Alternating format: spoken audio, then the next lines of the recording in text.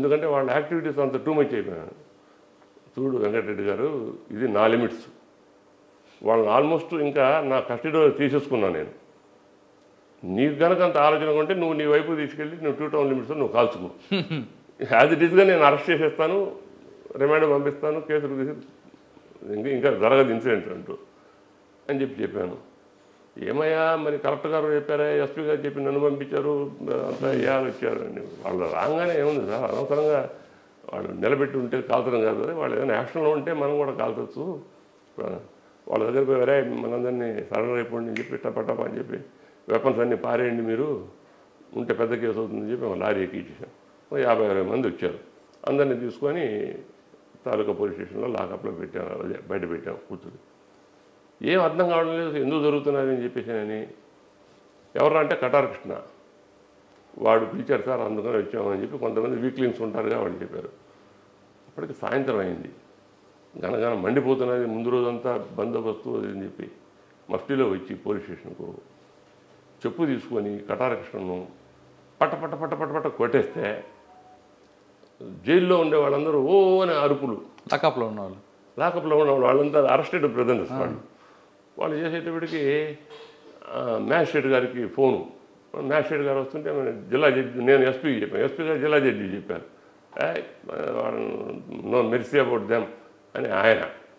Magistrate గారు వచ్చిన sir ఆ అరిచేవాడిని ఎవరిని ఒకసారి బయట తీయని కొడతాను మళ్ళీ ఇవి పెట్టినా కొడతాను ఎందుకని చెప్పి వాళ్ళ దగ్గర పోయారు. ఏదో చెప్పారా మీరు గమనండి, మీ కేసులు కాదు అవి, ఎస్ఐతో మీరు పెట్టుకోవద్దు అని చెప్పి. కటార్ కృష్ణ మీరు చెప్పుతో కొట్టారా? కొట్టకపోతే కంట్రోల్ కాదు కదండి. ల్యాండ్ ఆర్డర్ ఉన్నప్పుడు మనం ఎఫెక్టివ్గా ఎవరు లీడర్ ఉన్నాడో వాడిని కొడితేనే దాని ఎఫెక్ట్ అయ్యేది. అయిన తర్వాత కొట్టిన తర్వాత వాడు అరెస్ట్ ఆపుదాం అనుకున్నాను. ఆపి వాడిని ఏదైనా చేస్తామని ఉద్దేశంతో వద్దులేండి, వాడిని కూడా అరెస్ట్ చూపిస్తాండి పంపిస్తామన్నారు. వాడిని అరెస్ట్ చేసి పంపించేసాం. అందరు రిమాండ్కు రాజమండ్రికి ఇచ్చారు. ఆ రాజమండ్రికి ఇచ్చిన రోజు 70 మందిని రిమాండ్ పంపించారు 24 అవర్స్లో. అంటే సామాన్యమైన పని కాదండి, అది చాలా స్క్రిప్టరీ వర్క్. అదంతా చేసి తయారు చేయించి 2 టైపిస్టులు పెట్టి నేను సెల్ఫ్ డిటెక్ట్ చేస్తాను. నేను I won't leave it to the ghost typist చేయించి మనం పంపిస్తే అప్పుడు రిమాండ్ పోతే ఒంగోలు రైల్వే స్టేషన్ అంతా పెద్ద కమోషన్. ఓమో జైలుకు వీళ్ళు శిక్షలు పడిపోయినాయి, ఇంకా 2-3 సంవత్సరాలు రారు వీళ్ళు అంటే. రిమాండ్కు కన్విక్షన్కు మధ్య డిఫరెన్స్ తెలియక. ఓకే సార్, మీరు కటార్ కృష్ణ తీసుకొచ్చారు, ఆయన వల్లే న్యూసెన్స్ అవుతుందని మీరు అనుకుంటున్నారు, రైట్? కానీ లాకప్లో వేసి కొట్టడం కానీ, స్టేషన్లో కొట్టడం కానీ, లాఠీతో కొట్టుకుంటే చెప్పుతో కొట్టడం వల్ల వచ్చే మీకు ప్రయోజనం ఏంటంటే? ప్రయోజనం కాదండి, అది కాదు. ఊర్లో ఎంత పెద్ద కమోషన్ జరిగింది దీనివల్ల, బ్యాక్గ్రౌండ్లో to teach a lesson to the rowdies who followed him. కానీ చెప్పుతో కొట్టడం తప్పు కదా అని. తప్పు అనేది కాదండి, అక్కడ తప్పేంటి, వాడు చేసిన క్రైమ్కి he would be shot dead. There are orders, if they would have continued such things, ఇట్లాగే కనుక కంటిన్యూ చేసి ఉంటే అర్థంగా బస్ స్టాండ్తో ఆపకుండా నెక్స్ట్ ప్లేస్లో వాళ్ళు జరిగి ఉండేది డెత్. అంత సివియర్గా ఉంది వాళ్ళ యొక్క యాక్షన్. కరెక్ట్, అంత మాబుని గ్యాదర్ చేసి న్యూసెన్స్ చేస్తున్నాడు కాబట్టి ఆ మాబులోనే తీసుకెళ్ళి పనిష్మెంట్ ఇవ్వకుండా మీరు లోపల ఇవ్వడం కరెక్ట్ అంటారా? కరెక్ట్ అని అంటే నా దృష్టిలో నాకు ఏంటంటే, వీడు ఇంకా నెక్స్ట్ కథ కూడా ఉంది దీని గురించి చెప్తున్నా. ఊరికినే కటాకృష్ణ కొట్టడంలోనే అక్కడ ఆగిపోయిందంటే కాదు. నెక్స్ట్ చేంజ్ ఆఫ్ గవర్నమెంట్ వచ్చింది. గవర్నమెంట్ వచ్చిన తర్వాత పొనుగుపాటి కోటేశ్వరరావు గారు ఎమ్మెల్యే గారు అయినారు తెలుగుదేశం ప్రభుత్వంలో. ఆయన ఒకరోజు మధ్యాహ్నం పూట నేను సెలవు పెట్టి నెల్లూరు పోబోతుంటే వచ్చారు పెళ్లి చేసుకొని. ఆయనతో కూడా ఒక గంట వచ్చారు. సత్యనారాయణ గారు ఓ మాట అండి అని అన్నారు. ఏంటండి అన్న. కూర్చోండి, కాఫీ తాగుతారా, టీ తాగుతారా, కూల్ డ్రింక్ అని. నేను కిళ్ళి వేసుకొని వచ్చానండి, ఏం తీసుకోను.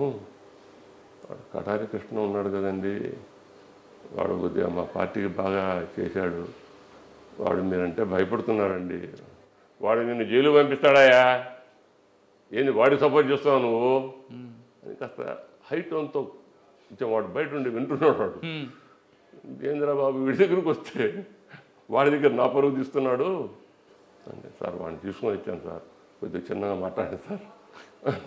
సరే వాడిని తీసుకొని వచ్చాడు. అరే కృష్ణ, నువ్వు అద్దంకి బస్ స్టాండ్లో కనుక తాగి కనిపించావంటే నిన్ను అక్కడే కాల్చేస్తా, పెద్ద ఊరేగింపు తీస్తాను నీ డెడ్ బాడీకి, అది మాత్రం అష్యూర్డ్ అని చెప్పాను. అయ్యా చేయనయ్యా సరే పో అని చెప్పాను. ఇంటి దగ్గరికి పోయి మళ్ళీ ఇంట్లో ప్రొనౌన్స్ చేసేవాడు. ఇంటి దగ్గర భార్య పిల్లలు వాడు ఉంటే వాడికి ఒక సైకలాజికల్ ఫియర్ క్రియేట్ చేసింది. ఒకరోజు తాగి వచ్చాడు. తాగి వచ్చి మన వాళ్ళు చెప్పారు వాడు తాగి వచ్చాడని. జీబు ఉంది, వేసుకుని వెళ్ళాను, జీబులో వెనక ఎక్కించుకున్నాను, నోటికి గుడ్డ కట్టేశాను, వెనక సీట్లో కూర్చోబెట్టి ఇంటి దగ్గరికి తీసుకెళ్ళాను.